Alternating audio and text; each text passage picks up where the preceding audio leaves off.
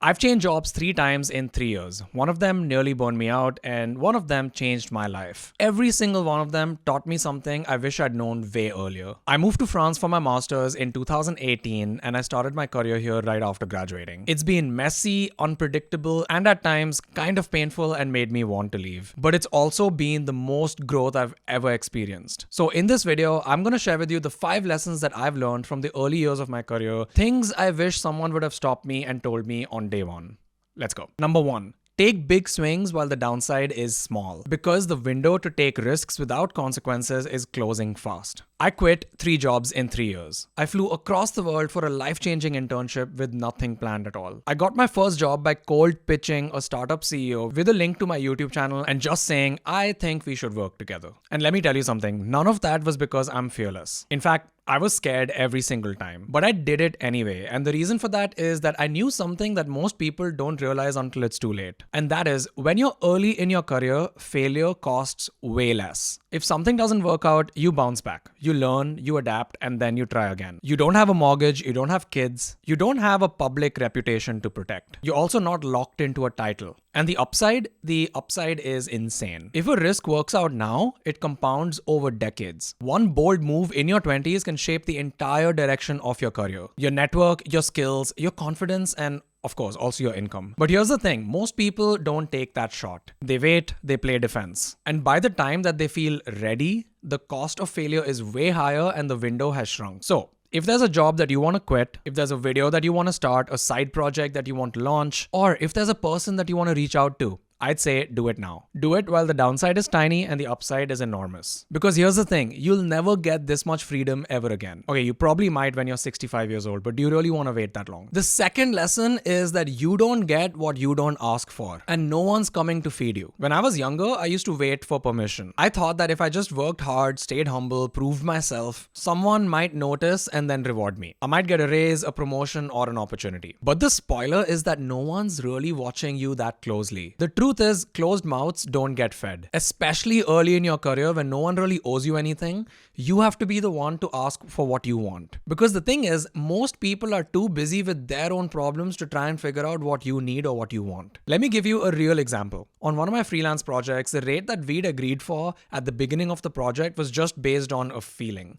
But a few months into it, I started getting a feeling that I was delivering way more than the rate that I was getting. And so I opened up the conversation saying that, hey, based on the results that I'm delivering and the value that it's giving to you, I think we should renegotiate what rate I'm getting every month. Because I really believed that the rate that I was getting was not worth the results that I was delivering. I asked for a 50% increase in rate. Obviously, there was a bit of pushback, but then I negotiated, I added one more deliverable, and then they also just met me halfway, and then eventually I got a 50% raise. And the crazy thing is, looking back, I realized that all I had to do was ask. If I hadn't asked for it, I was not going to get that raise. And that's happened more than once. I've asked for extensions to the deadline, I've asked for perks, I've asked to own a project, and I've even asked to have my role changed. And more often than not, I've got some version of what I wanted. Again, I would have got none of these things had I not asked, because no one was going to come to give them to me. But here is the key.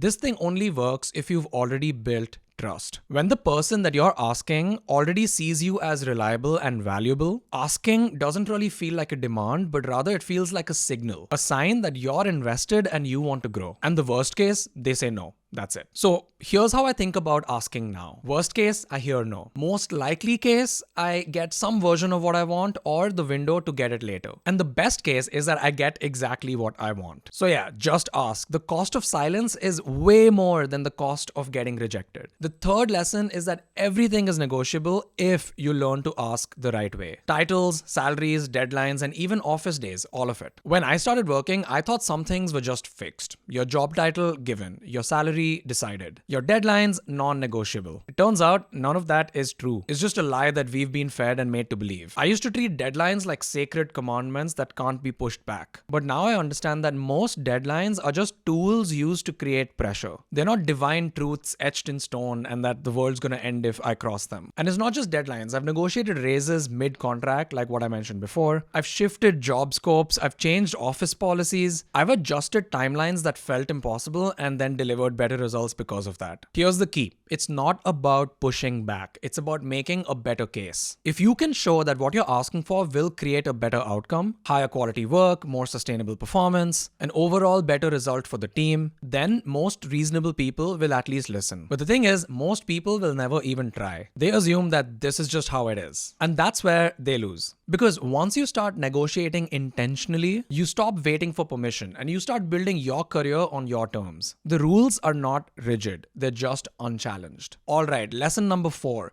You won't build wealth by shrinking your life. You'll grow rich by growing bigger, not smaller. One of the things that I'm embarrassed to admit to myself even now is that my first winter in Paris, I kept the heating on low just to save 60 euros that month. I was eating the cheapest food that I could find. I was skipping on going on coffees with friends. I was denying myself little comforts because I thought that I was being smart with money by doing that. But that's the thing, I wasn't getting rich. I was just cold, anxious, and tired. And for what? Just a few extra euros at the end of the month. Eventually, someone told me something really important, and that is your income is going to grow over time. And the 60 euros that you're trying to save right now are just going to be a tiny fraction of your monthly income in the future. And so there's no point in struggling so much to save such a small amount of money. And that's when I realized that wealth is not going to come from restricting myself and saving. Wealth is going to come by investing in myself and growing bigger and actually earning more money. Wealth would come from more income. It would come from more leverage. And most importantly, my wealth is going to come from clarity on what is it that I want to do and moving forward towards that. So yeah, once I made that shift, everything sort of changed. I invested in a nicer apartment. I invested in a nice desk setup and a nice chair. I invested in tools that help me work faster. I bought a 3,000 euro laptop to edit videos on. I spent another 3,000 euros on a nice camera. Like I spent more money on things than I was comfortable with at the time. And looking back, I'm so glad that I did that. And the funny thing is that even before my income grew, my quality of life grew a lot. And that made it easier to work harder, stay motivated, and grow my skills. I think that early on, comfort is actually an investment. It's not just a luxury. The right expenses, things that actually help you grow, they're not costs, they're fuel. I don't know who said this, but you don't win by playing small. The only sustainable way of getting more wealthy is to earn more money, not to save more money. And finally, here's lesson number 5.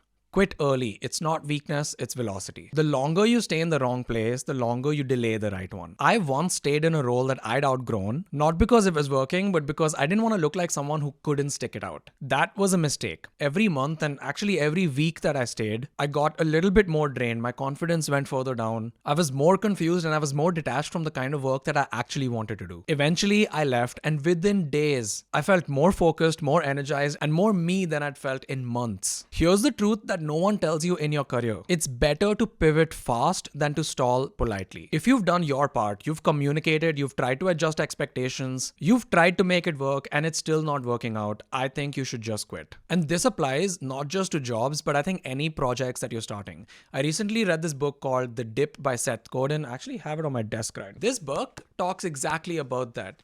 Essentially, the goal is to figure out when is the right time to quit anything, whether it's a job or whether it's a project or a startup that you're building. The longer you work on something that's not going to work out, the longer you're going to delay something that will work out. Getting back to jobs, if you can afford to, don't be afraid to take a breather, like a week or 2 weeks off between two jobs. That's always way better than starting the next job right after you've ended the previous one, even though it feels like you're wasting money by doing that. So yeah, sometimes the fastest path forward starts with a full stop. Your career doesn't need to look linear, it just needs to feel right. Leaving the wrong thing creates space for the right thing to show up. Looking back, none of these lessons felt very obvious when I was living them. I learned them the hard way, through confusion, mistakes, and some very tough conversations. And if you're just starting your career, you don't need to have every single thing figured out. But I hope that this gives you a few shortcuts or at least some peace of mind. If any of this hit home, drop a comment. I'd love to hear what you're trying to figure out right now. And if you want more honest takes like this on career, on life, on personal finance, feel free to hit that subscribe button and come back for the next video.